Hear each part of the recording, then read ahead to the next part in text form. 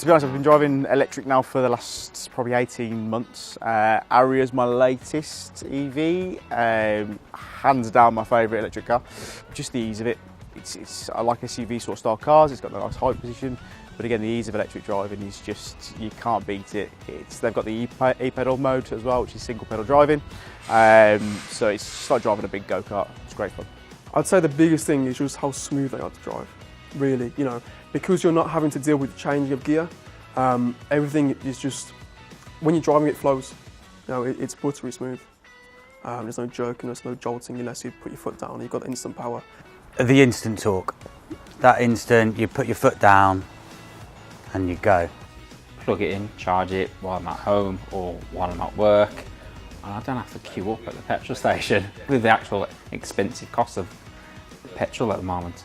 Obviously the drive, if you've never driven one before, I can tell you it's a fantastic experience. I mean, I like a bit of performance and these have got plenty in them. Smooth, no gear changes, the torque off the line, leave most things stand in these cars. I'm not saying they always drive that way, but it's that kind of response from the car, which I love. So, number one, I think it's sound-wise as well. So very quiet, so having like the more quietness of a car, more of a smooth drive on more electric cars. You're doing your bit for the environment as well, having an electric vehicle. For me, it's the instant power delivery. So with an electric car, of course, you get that instant torque, and just being able to put your foot down and breeze past traffic is nice, especially with the e-boost on the Cooper Borns we've had as demonstrators. They produce a quiet driving experience, and the instant power output of the electric battery, the smooth driving due to the no gears, obviously it being a one gear powertrain. For the Cooper Born, in the V3 model, you get heated massaging seats. Best thing ever, heated massaging seats, you can keep them running 24/7, runs off the 12-volt battery, doesn't affect the range. It's the best thing ever. Best things that I always take out, if I take out customers on a demonstration, I always show them the B mode in our cars. And the B mode is that engine regeneration mode as you drive along. The fabulous thing about that is when you're around town. When you're around town, you won't realise that you haven't touched your brake for ages. So as you ease off the accelerator, the car regenerates energy and actually starts slowing down, and you're almost driving with just one foot. And it's a fabulous way to follow cues of cars. Love it. You've got the Pro Pilot with Navilink on the area, so it's still hands-on driving, but the car does a lot of the work for you. If you're going on longer journeys, it'll take you around islands, take you around junctions, that sort of thing. So it's just really nice, intuitive driving from the car. I think the one with our Peugeot ones, we've got the e-remote, so you can actually precondition the car. So especially in the hot temperatures or even the cold temperatures, then you can 5-10 minutes before you get in the car, just set it on your app on the phone, and then the car will heat up for you or cool down as well. So especially in the icy weathers, your windscreen's going to be defrosted and you're not going to sit in a cold car first thing in the morning before you're on your way to work. Driven the electric board, I've also worked at Nissan as well, so I've driven the Nissan Leaf as well. Both vehicles do a lot more range than we think they do, so they have a lot more range. That's talking about nearly 240 to 300 range. So the e-boost for one, you do also get the heads-up display as well, which is fantastic. Integrated with the sat-nav function as well. Basically gives you a nice digital readout of where you're going, so if you're a bit lost, it's really handy. It's a bit like a video game. As well as, I believe it's probably already been mentioned, but the massage seats, I couldn't live without them now. Having experienced them, I want them in the next car I drive. Yeah, fantastic. Really easy car to drive. One of the most exciting cockpits in the range for me. Uniquely with our cars, I've got this like 3D layered dash. It just brings it into the future. Brilliant.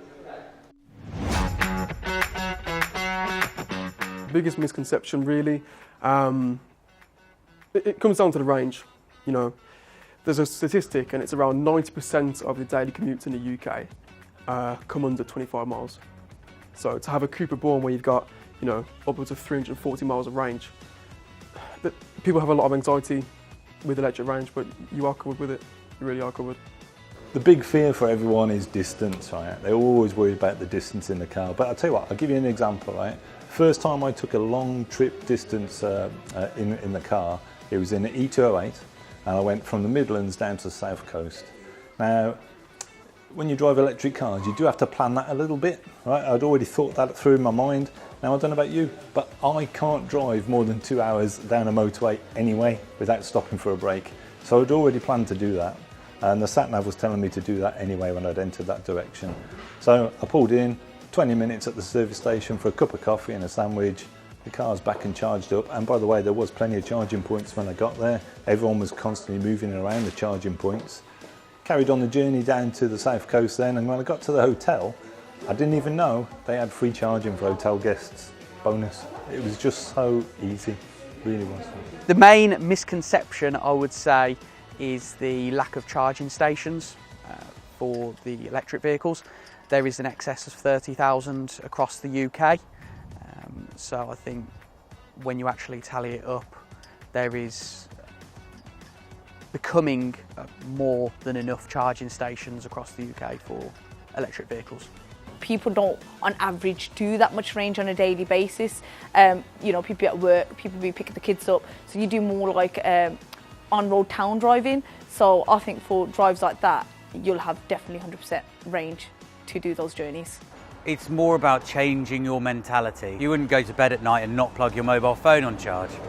You wouldn't do that because your phone would run out of battery the next day. It's the same with an electric car.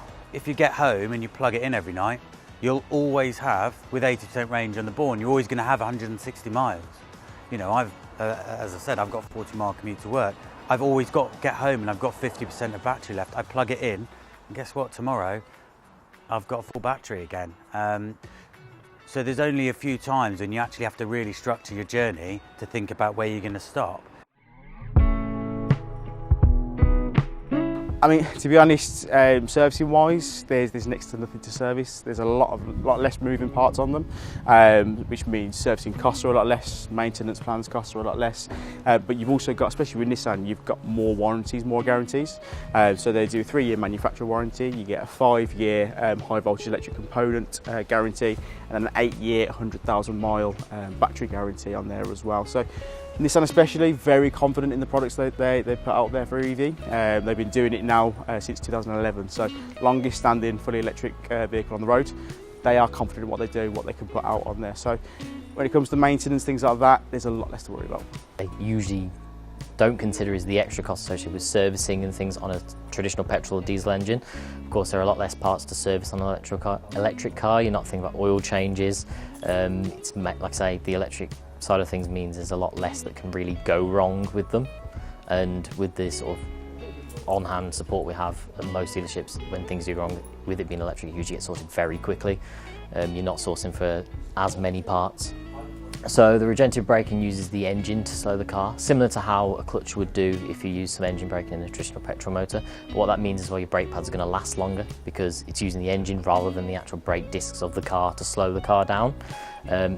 Very easy to use as well. It's just a case of changing the gear to be in that regenerative braking mode, and to be honest, once you've experienced it, you probably would never use the standard drive mode anyway, because it's very easy, as I say.